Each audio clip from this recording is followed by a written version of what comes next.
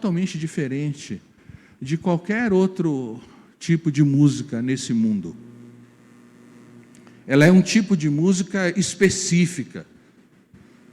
Ela é uma música especial e identificável. Eu sei que há um conceito que diz assim que só existe dois tipos de música, na verdade. A música boa e a música ruim. Eu entendo o que as pessoas querem dizer quando elas falam assim. Mas a verdade é que existe muito mais do que música boa e música ruim, não é? Existe todo tipo de música, todo tipo de intenção, né, na questão musical. E a música cristã, ela é específica, ela é, de fato, especial. Por quê? Porque ela é uma música direcionada especificamente à adoração do Senhor nosso Deus. Ela não é como os outros tipos de música, direcionada ao deleite da gente, não é? Ao prazer, ao bem-estar. Ela é uma música específica usada para a adoração do Senhor Deus. E o Senhor nosso Deus, Ele é um Deus que conhece corações e mente, Ele é Espírito. Quando o Senhor Jesus Cristo está ensinando sobre adoração, Ele começa ensinando sobre quem é o alvo dessa adoração. Ou seja, Ele começa dando conhecimento de Deus. Porque a grande pergunta em toda essa questão de louvor à adoração, na verdade é uma só. E quase ninguém faz a pergunta certa, né? Todo mundo se preocupa com o estilo de música, com os ritmos, com o tipo de melodia, mas quase ninguém faz a seguinte pergunta: quem? Porque essa é a pergunta fundamental. Quem? Ou seja, para quem é que a gente canta? Por que essa música? Por que essa música específica? Então, a música cristã, ela não tem sentido se ela não for direcionada de todo o coração, né? Porque Deus é Espírito, ou seja, Ele sonda a gente. Deus é Espírito e importa que os seus adoradores o adorem em espírito e em verdade. Ou seja, se Deus sonda o coração, então a minha canção cristã de adoração só faz sentido se o meu coração estiver totalmente de acordo com isso. Então, a grande pergunta é quem? Quem é esse que a gente pretende adorar? Por que a música cristã é tão específica? Por que ela tem um jeito diferente de qualquer outro tipo de música? Porque com ela nós adoramos o Deus, o único Deus vivo e verdadeiro, que sonda mente e corações, que tem todo o poder, que ordena que nós o adoremos. Na verdade, nós não fazemos nenhum favor a Deus adorando-o, mas é nosso dever. Agora, muito mais que nosso dever, é nosso privilégio. Então, quando a gente pensa em música cristã, a gente deve esquecer toda essa questão de poxa, é muito legal, não é? Tocar na igreja, é muito legal fazer música. Poxa, a gente se sente bem. Nossa, é uma coisa que eu adoro fazer. Esquecer todas essas coisas humanas em relação a esse trabalho, porque esse trabalho é feito por nós, pecadores, mas ele é de essência divina. Ele não é para o nosso entretenimento, ele é para a adoração do Deus vivo e verdadeiro. Então, veja, quando a gente adora a Deus, com qualquer coisa, certo? Com a nossa vida, principalmente, no todo, mas falando especificamente de música, quando a gente adora a Deus com música, a gente está no centro da razão para a qual nós fomos criados. Porque nós fomos criados exatamente para isso, para glorificar a Deus e para nos deleitar nele, para ter prazer nesse Deus. Então, somente ao ser humano foi dado esse privilégio de representar toda a criação num louvor consciente. Veja, toda a criação adora a Deus? Sim, e a Bíblia diz que adora. Mas o homem é o único que conscientemente reconhece que o Senhor Deus é digno, que Ele é o Criador e sustentador de tudo, que dele vem todo o bem para nós, e que sim, não existe uma atividade mais abençoadora, mais privilegiada e mais correta para qualquer ser humano do que adorar a esse Deus. E isso é tão vital para nós como criaturas, que quando a gente estiver na eternidade, o que a gente vai fazer por toda a eternidade? Continuar adorando a esse Deus. Então, veja, não é uma coisa à toa cantar para Deus, é uma coisa vital, é uma coisa sagrada, é uma coisa para a qual a gente deve ter toda a reverência e cuidado. Não é algo para o que a gente deve dar o tempo que sobra, ou, sei lá, fazer o que der para fazer, não. Mas é uma atividade que pede de nós o nosso melhor. E por quê? Para impressionar as pessoas? Claro que não.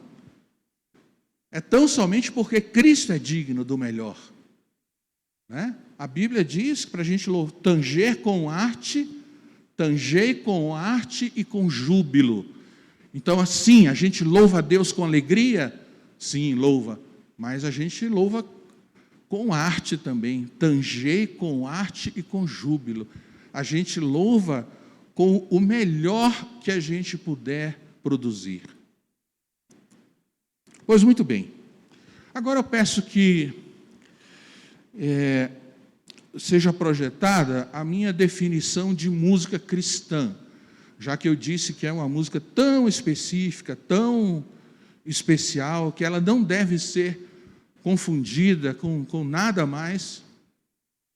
Eu criei, por mim mesmo, da minha própria cabeça, essa definição. Então vamos agora pegar parte por parte dessa definição. Eu vou lê-la inteira primeiro. Música cristã é aquela feita para a glória de Deus e edificação da igreja, baseada na palavra e com boa interpretação bíblica, cuja melodia esteja em perfeita harmonia com a letra.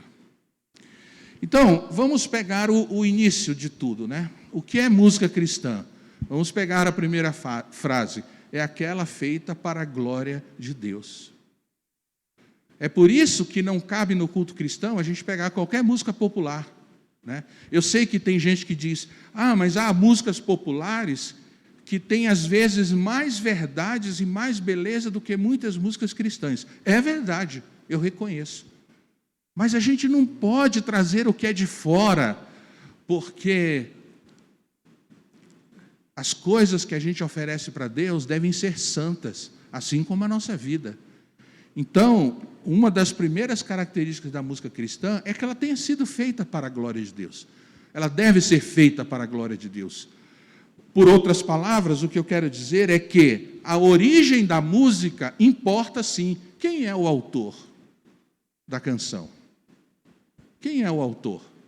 Você conhece a vida dele? Conhece um pouco da história? Porque às vezes a gente canta músicas aqui na igreja de compositores que não tem nada, que não estão em espírito e em verdade, como ensinou Cristo. Então, a origem da canção importa e muito. A música cristã, quando ela nasce, ela já deve ter no coração do compositor essa indicação. É para a glória de Deus. É para a glória de Deus, porque eu pertenço a Ele, Ele me deu os dons e talentos, então eu vou fazer música para a adoração de Deus. Então é para a glória de Deus. É a primeira coisa. Eu creio que esse ponto é indiscutível, não é?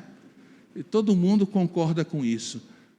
Que uma música cristã, uma música que se toca num culto cristão, numa reunião do povo de Deus, deve ser para a glória dele, deve já na nascente ter essa característica. Ela foi feita para isso, para a glória de Deus. Muito bem. Agora, a segunda parte, e edificação da igreja, já não é uma coisa assim tão comum, já não é uma coisa assim tão aceita por todo mundo.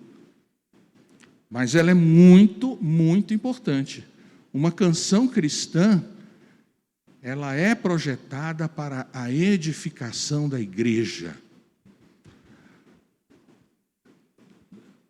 Não é qualquer coisa que serve para a adoração de Deus. O texto da música tem que ser edificante. Ele tem que ter um conteúdo que seja claro para qualquer pessoa que o lê. Não, isso aqui realmente edifica a igreja. Essa mensagem é abençoadora. Essa mensagem está de acordo com a verdade. Porque canções cristãs, né, entre aspas, há muitas. Mas quando você vai ler o conteúdo, você não encontra Deus ali. Você não encontra a verdade. Você encontra muito do homem. Você encontra descrições do homem, desejos do homem, sonhos do homem. Mas você olha, ela não edifica, ela não tem evangelho suficiente, ela não tem Cristo suficiente. É uma canção que eu chamo de canções leves. Ou seja, elas não servem para nada. Elas não causam nada. Por quê? Porque o compositor não teve essa preocupação. Eu tenho que escrever uma letra que seja edificante, que seja de acordo com a palavra, que tenha um peso, não é, de conteúdo cristão, conteúdo bíblico, e que realmente traga conhecimento de Deus. Esse é a grande pedra de toque, né? É a pedra de toque. Essa música me ensina mais de Deus. Veja, eu estou dizendo ensina, porque há músicas muito sentimentais, né? Muito românticas até, com uma melodia envolvente, e as pessoas até choram com essas canções.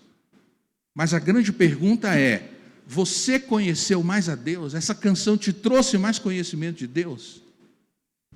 Ela realmente te fortaleceu para você suportar a semana que vem? Porque a simples emoção, ela não serve para nada. É bonito, né? Você fica arrepiado, você chora um pouco, mas quando vem a semana real, a semana que você tem que viver, você não trouxe ali do culto cristão um conteúdo, um ensinamento capaz de te colocar de pé e te fazer andar. Tudo que as pessoas levam para as suas semanas são sentimentalismos que na hora do problema não ajudam em nada. A canção cristã é uma das principais, se não o principal fator de formação da espiritualidade de alguém. E por que eu digo isso? Sermões são importantes, aulas bíblicas são importantes? Claro que sim. Mas geralmente a gente esquece, não é? Depois de uma semana, 15 dias, você esquece. É claro que o bem do sermão ou da aula, quando você o ouviu, ficou ali, te ajudou. E aquele conhecimento vai ficar com você. Agora, a música, a gente leva a vida inteira. A música, a gente pensa nela durante o dia, e relembra e canta um pedacinho. Então, é um fator de extraordinária formação de espiritualidade. Pena que nós, como denominação, não despertamos ainda para isso. O valor pedagógico da canção cristã. O quanto pode ser ensinada numa canção bíblica. Como a espiritualidade da gente pode ser fortalecida quando você leva na mente e no coração uma canção feita para a glória de Deus, uma canção feita para a edificação da igreja. Então, esse é um dos fatores também que você tem que usar para medir o valor de uma canção. Essa canção realmente edifica? Vamos lá. Então, feita para a glória de Deus, edificação de igreja, baseada na palavra. Isso aqui é fundamental. É fundamental porque, e essa é a grande diferença da música cristã. Eu não vou falar sobre a natureza, eu não vou falar sobre relacionamentos humanos, eu não vou falar sobre a estrada empoeirada, o canto do passarinho, o cheiro da flor, sobre as cidades, eu não vou falar sobre pessoas, eu vou falar da palavra. Eu vou entregar uma música para os meus irmãos, capaz de edificar a igreja, baseado na palavra de Deus. Então, se você quiser julgar uma música, comece a procurar qual o versículo bíblico em que essa música está baseada. Qual é o texto bíblico? Comece a procurar isso. E se não tiver, deixa essa música para lá, porque ela não vai servir para você. Então, a canção cristã, ela tem essa característica. Você pode encontrar sempre uma doutrina que está segurando aquela canção. Sempre um versículo bíblico que está sustentando aquilo. Então, a primeira coisa que um compositor ou um dirigente de louvor que vai escolher um repertório para a igreja tem que fazer é o seguinte: vamos ver o que essa canção tem da Bíblia. O que tem da Bíblia nela? Por quê? E veja, quando eu digo o que tem da Bíblia, eu estou falando sobre temas, realmente, sobre assuntos bíblicos. Eu não estou falando sobre frases piedosas ou pseudo-piedosas, porque eu vejo que hoje em dia as pessoas fazem músicas assim. Elas colocam uma frase embaixo da outra, né? Ah, Senhor, que bom estar aqui. Eu vim aqui para te louvar. Ah, Senhor, não existe coisa melhor do que estar aqui com o teu povo. Veja, tem alguma coisa muito grave nessas frases? Não. Mas elas não servem para edificar. Não há um texto bíblico, não há um ensino direto da Bíblia. Então, você colocar a frase assim: ah, que bom estar na tua presença. Tudo bem, mas e daí? Porque a gente sabe que a palavra, ela muda a gente. Ela nos santifica, ela converte. Ela nos faz, ao sermos expostos a ela vai nos fazendo cada vez mais semelhantes a Cristo. Agora, frases piedosas, não é? Eu não sei, até porque eu não conheço muito, mas eu sei que vocês poderiam citar várias frases de efeito, né? Essa casa é tua, nós fizemos ela para você, por exemplo, né? Além de ter um erro de português grotesco, nós fizemos ela para você. Mas em que edifica uma frase dessa? Essa casa é tua, nós fizemos ela para você. Ah, tá. E? Então, não vamos confundir baseada na palavra com frases pseudo-piedosas. São coisas bem diferentes. E hoje à noite vocês vão ouvir canções bíblicas. E vocês vão poder lembrar na hora dos textos aos quais elas estão ligadas, ou de textos, ou dos assuntos bíblicos.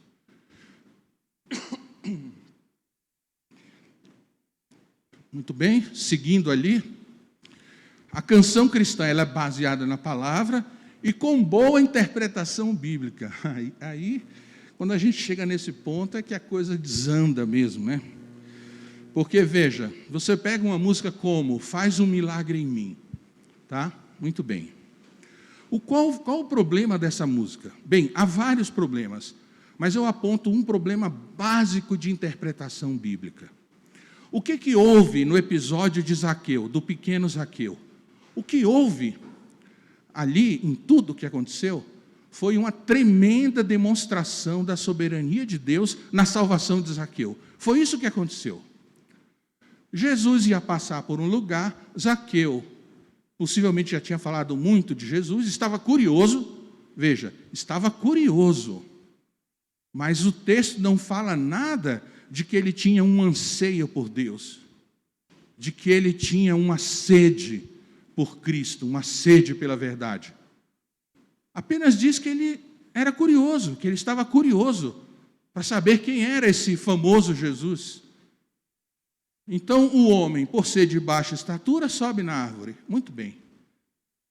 E aí, penso eu que Zaqueu quase morre do coração quando Jesus, ao passar embaixo da árvore, o chama pelo nome: desce, Zaqueu, porque hoje me convém entrar em tua casa. Então Jesus o chamou e Jesus se ofereceu não.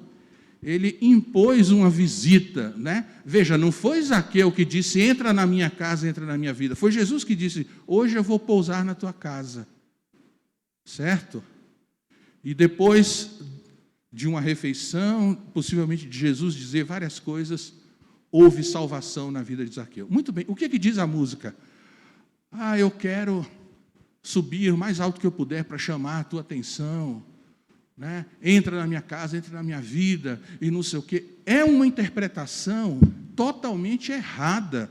Aliás, eu digo mais, eu digo contrária, porque Zaqueu não queria chamar a atenção de Jesus, coisa nenhuma, isso não tem nada a ver. Zaqueu não convidou Jesus. Então, a gente vai compor uma canção, muito bem.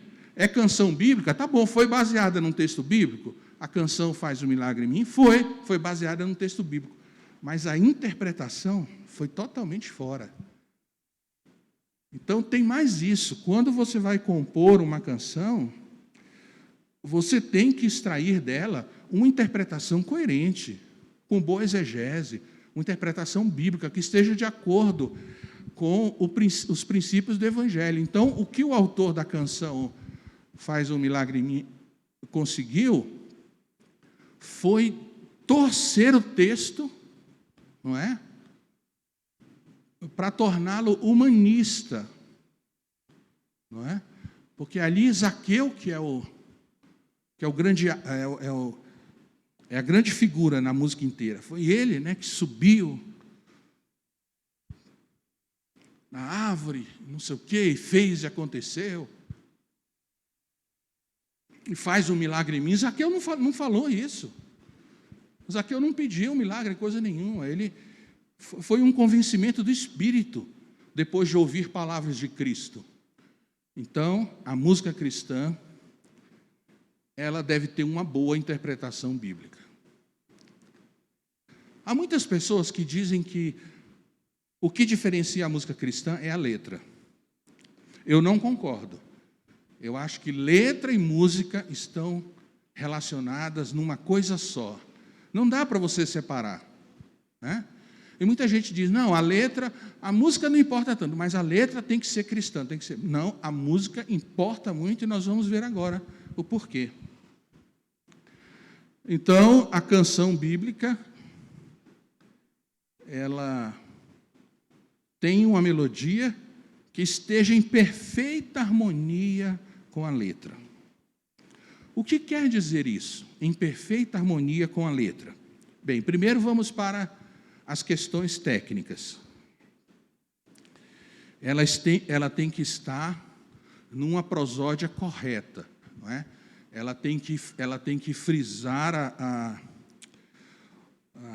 as sílabas fortes da letra, ela tem que estar de acordo, ela tem que ter o número de compassos de acordo com a letra, ela não pode passar e nem pode imprensar palavras, não é? Isso a gente vê muito, principalmente em música traduzida, que a pessoa não conseguiu fazer uma boa tradução e aí ela aperta algumas palavras que você tem que cantar rapidinho para dar certo. Ou então você tem que ficar segurando, esperando a música chegar no outro compasso para você dizer outra palavra. A música cristã deve ser a melhor que a gente puder fazer. Portanto, deve ser natural para uma canção cristã que a melodia carregue essa mensagem de uma forma natural, em que tudo esteja certinho, letra e música combinando perfeitamente. Letra e música combinando perfeitamente. Outra coisa, Bem, a primeira de todas, né? A primeira de todas. Se uma melodia vai carregar a mensagem cristã, então veja, essa melodia, ela tem que ser reverente. Por quê? Ela tem que ter peso. Por quê? Porque é a palavra de Deus que ela vai carregar. Certo? É essa letra que ela vai conduzir. E a palavra de Deus é exatamente isso, a palavra de Deus. Por ser a palavra de Deus, não pode ser qualquer melodia. Ela tem que ser reverente, ela tem que estar de acordo com a letra. É por isso que funk carioca, você não pode ter uma música cristã com esse ritmo funk carioca, por exemplo. Não é possível. Quer dizer, existe, eu sei que existe. Mas não está de acordo. Por quê? Porque o funk carioca é um estilo de música, é um tipo de cultura que em si mesma carrega conotações sexuais distorcidas, certo? E ela é a base desses bailes funks e tal. Então, como é que você vai conduzir a sacralidade da mensagem bíblica usando um tipo de melodia, um tipo de ritmo mundano como esse, sem possibilidade alguma, sem chance nenhuma? E qualquer ritmo, qualquer estilo musical que carregue uma forte associação com festas mundanas, com eventos mundanos, não é? Devem ser reprovados, porque na igreja a gente não quer pensar nessas coisas. Aliás, a gente não quer pensar em lugar nenhum, mas principalmente na hora do culto. Então, não pode ser qualquer melodia, tem que ser uma melodia que se harmonize com a reverência que está contida na palavra de Deus. Eu não estou querendo dizer que a música cristã deve ser sempre lenta e imponente, quando eu uso essa palavra reverente. Não, ela pode ser uma música alegre, ela pode ser uma melodia ritmada até mesmo, ela pode ter ritmo, mas ela tem que se adequar perfeitamente à mensagem que ela está levando. Então, julguem os irmãos a respeito das músicas que estão ouvindo, veja se realmente a melodia está em perfeita harmonia com a letra, dentro dessas colocações técnicas que eu falei. Mas agora eu vou mostrar que a base de tudo é o seguinte: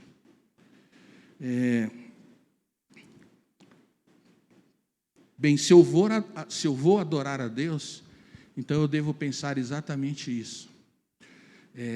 Eu não posso pegar músicas que já existam por aí, não é? Por exemplo, pegar uma música popular e colocar uma letra. Eu já cometi esse erro no passado. Eu cheguei a cantar até na minha igreja o Vencendo Vem Jesus com a melodia do Asa Branca, não é? Já refugia a glória eterna de Jesus, o Rei dos Reis, breve os reinos desse mundo, as suas leis. Glória, glória, aleluia, vencendo, vem Jesus. Tudo bem, mas foi um erro, porque a gente não precisa fazer associações. Tudo bem que a música Asa Branca, ela é uma coisa folclórica, ela é uma coisa bonita, inocente até, não é? Mas não é necessário, porque Deus concedeu dons e talentos à sua igreja, aos seus filhos, suficientes para suprir a sua igreja. Tudo que a igreja precisa, Deus já deu. Então, você querer pegar uma música secular e colocar uma letra cristã, eu acho de uma pobreza muito grande, como se Deus não tivesse dado talento à sua igreja para compor seus próprios louvores. Então, não é necessário. A música cristã, ela é especial, especialíssima. Então, ela exige de nós que nos envolvemos com ela, o nosso coração, a nossa mente voltados para o Senhor Deus, e que o fruto não é? O fruto disso seja também algo que esteja de acordo com a glória de Deus. Esteja de acordo com esse Deus que nós adoramos. Que horas são? Não ouvi. 3 para as 8? Tá. O outro é 8 horas, né? Tá. Vai dar um espacinho. Muito bem. Tá. Eu vou abrir para perguntas, mas só queria falar mais essa questão. No dia a dia da música da igreja, como é que isso acontece? Primeiro acontece no nosso coração. A gente deve entender que se eu vou adorar a Deus, isso não é uma rotina, não deve ser uma rotina, e não deve ser uma coisa de somenos importância. Não, mas eu devo estar consciente, primeiro, da dignidade do Senhor Deus, do merecimento que Ele tem de ser louvado. E segundo, eu tenho que estar bem consciente, eu tenho que inclinar o meu coração a entender o privilégio que é louvar a Deus. Pense só, não é? No número de pessoas que estão aí fora que não conhecem a Deus, que não louvam a Deus. No entanto, um pequeno grupo, alvo da graça e da misericórdia de Deus, foi tirado desse mundo para proclamar ao mundo as maravilhas, não é, do Senhor Deus. Então a gente tem que, ao sair de casa, ensinar o nosso coração, falar com a gente e dizer: olha, o que você vai fazer, o que você está prestes a fazer, é uma coisa muitíssimo especial. Então se imuna, não é, dessa consciência, desse espírito. Você vai adorar o Deus vivo e verdadeiro, seja grato por isso. Coloque seus sentimentos ali, coloque toda a sua arte. Outra coisa é a responsabilidade com o trabalho, né? Se a gente vai ajudar a igreja no louvor. Sim, e a banda, a única função dela é ajudar a igreja na hora do louvor. A banda, ela não se apresenta, ela não existe para se apresentar, para mostrar os dons e talentos dos músicos. Ela só faz sentido numa igreja cristã se ela ajuda o crente na hora do louvor. Agora, se ela se apresenta e os crentes têm que se esforçar para tentar acompanhar a letra, ou até mesmo para se ouvir uns aos outros, né? Porque o som da banda possivelmente está alta demais, tem alguma coisa muito errada em tudo isso. Porque a música, a música no culto, ela tem uma parte pequena, né? Hoje em dia, é claro que tudo é música, né? O culto já começa com música, e é música o culto inteiro, mas isso é uma desproporção. A música tem o seu lugar no culto, mas é apenas um lugar. Não é? É um lugar a hora que a igreja vai cantar, é só isso. O culto tem muitos outros elementos. De forma que hoje existe uma supervalorização da música, mas eu digo para vocês, a música não é tão importante assim. Ela não deveria ter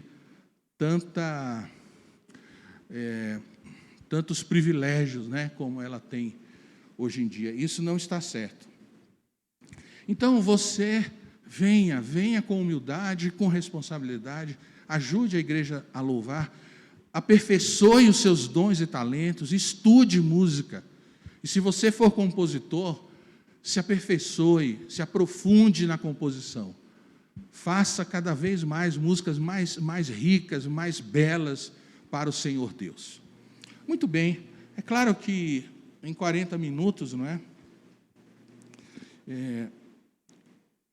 A gente só pode falar muito pouco, e eu procurei mais falar hoje à noite sobre essa definição que recentemente eu fiz, porque eu estou escrevendo um livro sobre música cristã. Então, recentemente eu fiz essa pequena definição, que, claro, não é perfeita, mas pela experiência e pelo conhecimento que eu obtive durante esses anos, eu acho que ela serve bem para ser uma orientação para a gente. Você pode copiar essa frase E comece a ver, né, naquilo que você ouve ou canta, comece a ver, né, o relacionamento que tem com essa definição, porque eu creio também que não existe nada aqui que não possa ser provado nas Escrituras, né? Que a música cristã é aquela feita para a glória de Deus e edificação da igreja, baseada na palavra, com boa interpretação bíblica, cuja melodia esteja em perfeita harmonia com a letra. Veja, há só mais um detalhe sobre a melodia, há só mais um detalhe. É que a melodia deve acompanhar o drama da letra, né? O drama da letra. Se a letra é de celebração, de alegria, é claro que a melodia que vai carregar essa mensagem deve também ser assim, alegre, né? Se a música está falando de coisas tristes, né? Então, por exemplo, você compor sobre o tema da crucificação numa melodia alegre é uma aberração. Você não poderia jamais fazer isso, porque você está falando de uma coisa muito solene, os sofrimentos de Cristo. Então, a melodia que vai falar sobre os sofrimentos de Cristo deve ser lenta, deve ser geralmente em tonalidade menor, que vai carregar direitinho o assunto. Você entende? Então, eu não sei se vocês têm as letras dos hinários aí. Será que você pode, aquela música Sossegai, você pode colocar um pouquinho dessa letra, para eu dar um exemplo aos irmãos, sobre como que uma melodia deve combinar com a letra? Veja bem. Ó mestre, o mar se revolta. Aqui ele começou a música falando do assunto que ele vai tratar, não é? Que é o que aconteceu com os discípulos e com Cristo quando estavam naquele pequeno barco no mar da Galileia e veio a tempestade. Muito bem. Ó mestre, o mar se revolta, as ondas nos dão pavor. O céu se reveste de trevas, não temos um Salvador. Não se te dá que morramos, podes assim dormir. Se a cada momento nos vemos, sim prestes a submergir. Muito bem, uma melodia sem grandes saltos, sem grandes arrobos, apenas iniciando, mostrando, entregando qual é o assunto da canção. Agora veja o que acontece no refrão.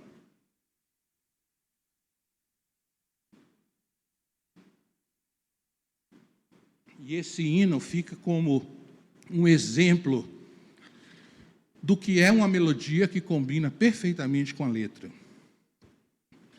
As ondas atendem ao meu mandar, sossegai, sossegai, seja o encapelado mar, a ira dos homens, o gênio do mal, tais águas não podem a nau tragar, que leva o Senhor, Rei do céu e mar. Você viu isso? Você viu como a melodia foi crescendo junto com a letra? Porque a letra está crescendo. Não é? Seja o encapelar do mar, a ira dos homens, o gênio do mal, tais águas não podem a nau tragar, que leva o Senhor, Rei do céu e mar. Claro, esse Senhor do céu e mar jamais poderia ser céu e mar, céu e mar. Jamais poderia ser Senhor do céu e mar.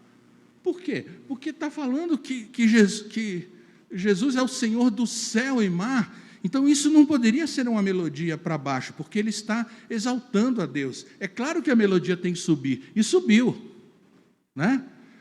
No céu e mar, pois todos ouvem ao meu mandar, sossegai, sossegai. Perfeito.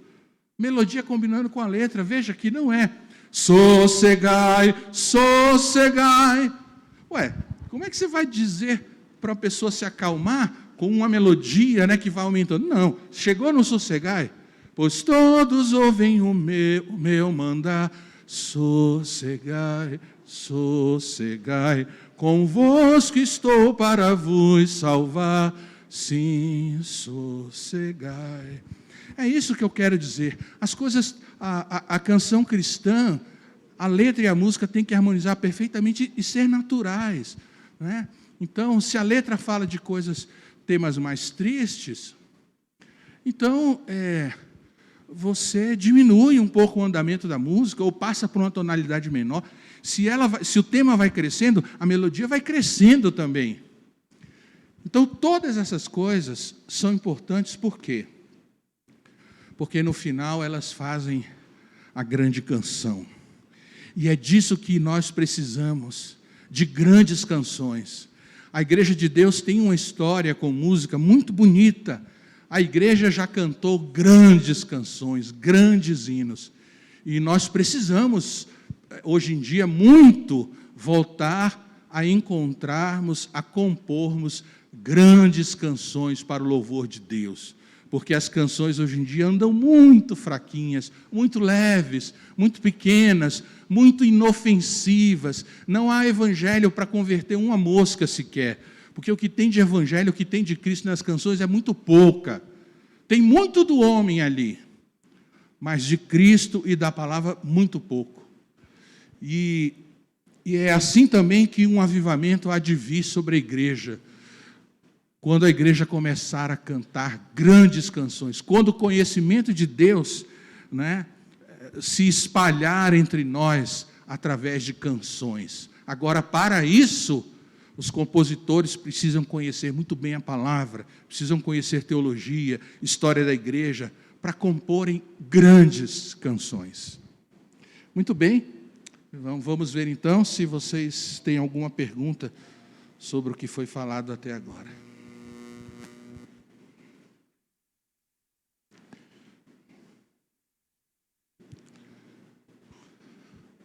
Muito bem. Há uma pergunta, então? Por favor. Boa noite.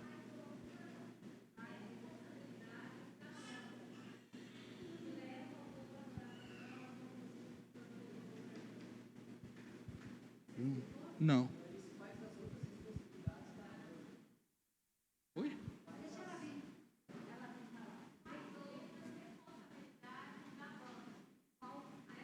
Ok. A banda deve entender que ela é serva dos irmãos. Aliás, o músico, né? Ele é servo da igreja. O músico não é uma estrela. Ele não é um abençoado que recebeu um dom acima dos outros irmãos. Essa coisa de dizer que nós somos levitas é querer trazer uma hierarquia para o músico, dizer que o músico é mais do que qualquer outro. Não é. Nós recebemos dons e talentos para servir a igreja. Se nós não fizermos isso, nossos dons e talentos são uma grande inutilidade. Se nós usarmos dons e talentos para a promoção pessoal, nós estamos sendo muito ingratos e pecadores diante de Deus. O talento que a gente tem na música só tem uma razão de existir: servir aos irmãos. Então a banda tem essa responsabilidade de ajudar a igreja no louvor, trazer as melhores músicas, ensaiar e trazer a melhor qualidade de música que ela puder, de arranjos instrumentais. Não há nenhum problema com a excelência dos músicos cristãos. Ao contrário, a excelência deve ser buscada. O músico tem que se dedicar, tem que crescer. E por quê? Para aparecer? Não. É só porque Cristo é digno. Aliás, a dignidade de Cristo é o único fundamento da nossa vida também, do trabalho, do estudo, da pesquisa, da construção de um lar. Porque se não for para a glória de Cristo, se não for para manifestar a beleza de Cristo através daquilo que a gente fizer, o nosso trabalho, o nosso estudo, qualquer coisa que a gente faça, vai ser muito pequeno, não vai satisfazer, não vai dar sentido à nossa vida. Então, eu creio que é isso. A igreja deve ensinar novas canções, novos hinos. Sim, cantem sempre hinos. Não fiquem só nos hinos, mas cantem também os hinos. E veja, tragam as melhores canções que vocês puderem. Não é? Então, é isso que eu acho. A banda não tem a função de levar a igreja à adoração. Não. A única coisa que pode levar o povo de Deus à adoração é o Espírito Santo. A banda não tem a função de levar a igreja à adoração, porque a igreja não é levada à adoração, a igreja levanta e adora. A igreja já vem de uma semana abençoada, já vem com a gratidão no coração suficiente para chegar aqui, levantar e adorar a Deus. Não é a banda que faz isso. Não é a banda que leva a igreja à presença de Deus. Eu estou falando de coisas que eu já ouvi muitas vezes as pessoas dizerem, não, a banda tem que conduzir a igreja à presença de Deus. Que isso? Que heresia é essa? A única coisa que nos leva a Deus é a obra de Cristo, é o sangue de Cristo. Né? Nenhum homem leva outro homem à presença de Deus, isso não existe. Então, a nossa função é bem pequena, na verdade, no culto. É ajudar a igreja a louvar. É só isso. Ah, tá. E quando uma pessoa vai se apresentar, como você daqui a pouco, como é que você justifica, então, se é só você que vai cantar? Muito bem. Eu justifico a minha canção como uma canção pedagógica cristã. É uma canção em que a igreja não vai participar cantando, é claro que ela participa dando amém à letra, não é? Mas é um tipo de canção que vai ensinar sobre a palavra de Deus, que vai ensinar sobre Cristo, que vai ensinar o Evangelho. É só por isso que eu tenho esse ministério em que só eu canto, né? Mas na igreja o grande lance é esse.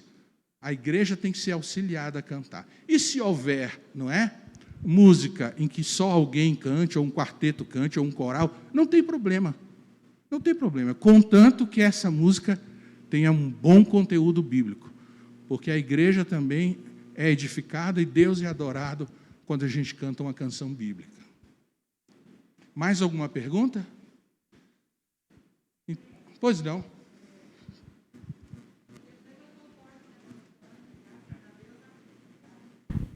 Queria dizer que eu concordo com a história do funk, é isso mesmo, eu sempre pensei isso. Mas eu queria perguntar o seguinte, essa é uma igreja tradicional, nós somos Igreja Presbiteriana do Brasil, uma igreja tradicional. Nós cantamos hinos, alguns desses hinos que a gente canta, eles foram traduzidos de músicas com origem duvidosa, né? É quando você falou para a gente não cantar músicas que tivessem, por exemplo, tivessem esse passado meio nebuloso, me lembrei dos hinos. Aí eu queria que você comentasse um pouco sobre isso e queria que você falasse também sobre os compositores para as igrejas reformadas. Okay. Porque as igrejas reformadas têm consumido muita música que não é reformada. Com certeza.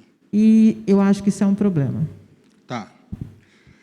Quanto aos hinos, que muitas pessoas dizem que tem origem suspeita, as pessoas que dizem isso nunca provaram que essas origens são suspeitas. Por exemplo, dizem de hinos de Lutero cuja melodia eram cantadas em cabarés, mas essas pessoas nunca provam isso, certo? São frases de efeito que nunca foram provadas. Mas muito bem, vamos pensar no seguinte: até a reforma, a igreja, o louvor foi tirado da igreja e foi trazido tão somente para os frades que cantavam o canto gregoriano.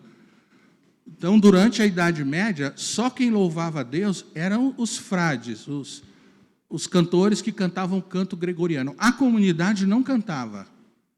Então, quando houve a reforma, que Lutero quis devolver o cântico ao povo, houve uma necessidade muito grande de letras e músicas. E nisso, talvez eles tenham pego algumas músicas folclóricas. Muito bem. Agora, as pessoas, na época da reforma, a gente não sabe de nenhum movimento de crentes que reclamaram porque tinha ali uma melodia folclórica. Ora, se eles não reclamaram, por que nós, 500 anos depois, vamos reclamar se nós não temos nenhuma associação daquela melodia na nossa vida para a gente achar que que isso traz algum problema. Eu não sei se eu me fiz entender. É tão distante a realidade daquela música folclórica da gente, porque é europeia, porque é de 300, 400 anos atrás, que hoje ela não causaria nenhum escândalo, né? Se a gente colocar uma música de um compositor moderno aí, não é? Djavan, sei lá, qualquer um desses, agora, e a gente começar a cantar, a associação todo mundo vai fazer. Agora, uma música lá de não sei aonde, né? Eu não acredito que nenhum de vocês... então vamos pensar agora nos hinos de países. Mas tem uma música lá que é do hino da Alemanha. Bem, tá bom. Eu realmente acho que não é necessário a gente cantar uma música com a melodia do hino do país Alemanha, ou do hino da Inglaterra. Não é necessário, é porque, não sei, houve necessidade grande, as pessoas não tinham melodias suficientes e terminaram recorrendo a isso. Mas, assim, não há nada no inário. Eu digo isso também porque eu faço parte do Conselho de Música da IPB. Então, a gente está bem acostumado com as perguntas e críticas que se fazem ao inário, né? Não há nenhuma música no inário que seja, para nós hoje, que tenha qualquer escândalo, qualquer associação. Quanto a que compositores procurar, que músicas uma igreja reformada pode cantar? Não sei responder essa pergunta, porque são muito poucos mesmo, porque os compositores não se preparam teologicamente nas suas composições. Eles não têm teologia suficiente para fazer uma música de adoração para a igreja reformada. Há uma falha, mas, por outro lado, há uma grande oportunidade para compositores comporem músicas bíblicas, músicas com boa teologia, músicas com peso, sabe? Mas eu te digo uma coisa, irmão, quem quiser vai ter que procurar, não procure na rádio, nem, sei lá, qualquer meio de comunicação, porque a boa música nunca está sendo tocada para a grande massa. Você não vai achar essas músicas lá. Mas você pode garimpar na internet e procurar. Você vai achar músicas. Eu ainda preciso fazer esse trabalho. Eu tenho um amigo que fez esse trabalho.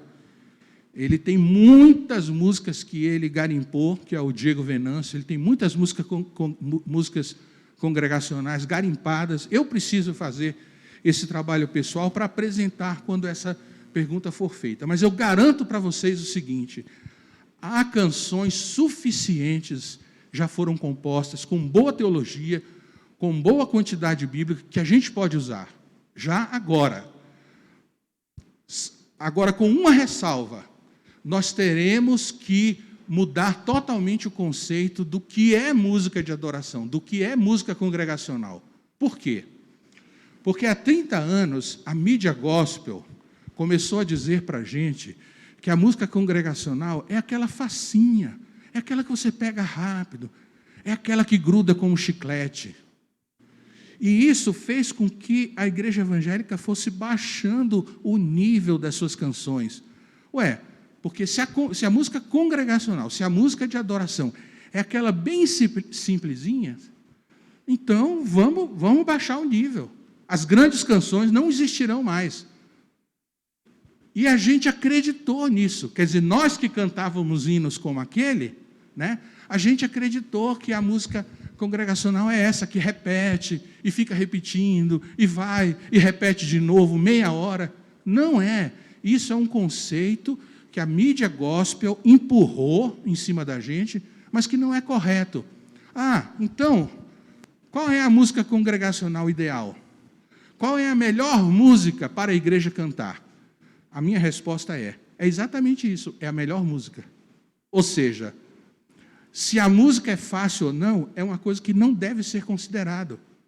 Por quê? Porque nossos avós e bisavós cantavam esse inário inteirinho e ninguém dizia que tinha hino difícil. E tem hino muito difícil nesse inário. Por que agora nós, que somos uma geração de universitários, vamos agora dizer, tal música é difícil, porque tem mais de 3 acordes. Faça-me um favor.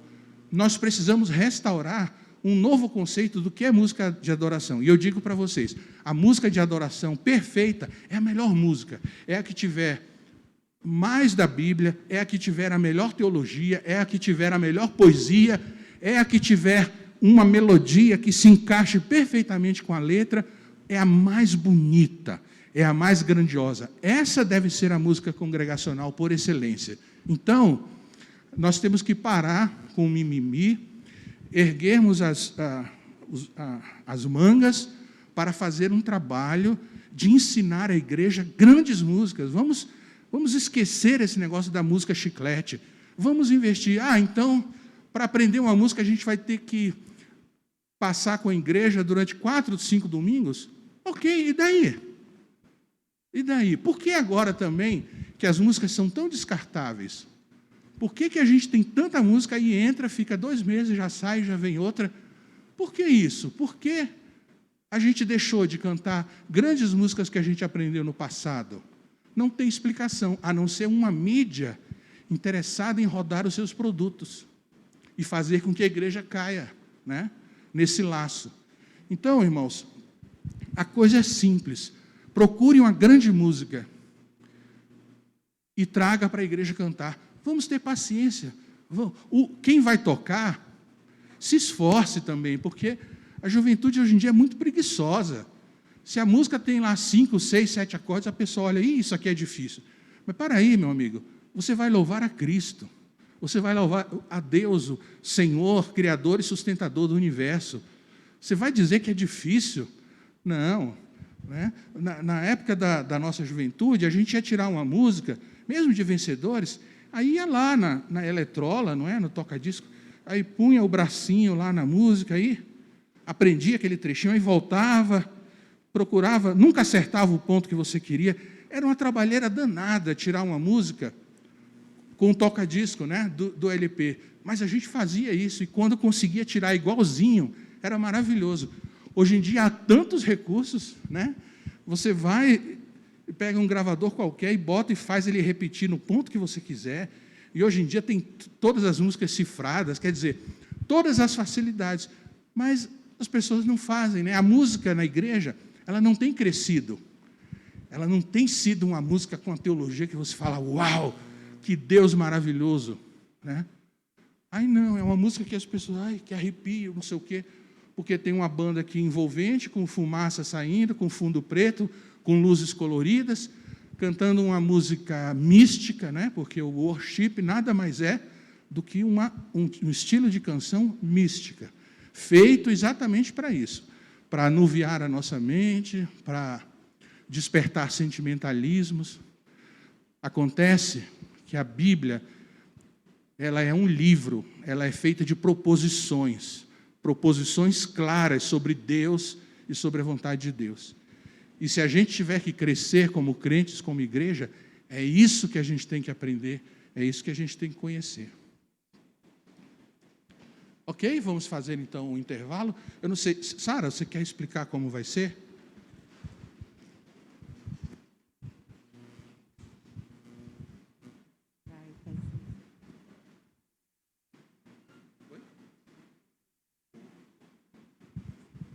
Gente, então nós vamos para uma segunda parte. Nós vamos fazer um pequeno intervalo para eles prepararem aqui, o Estênio com algum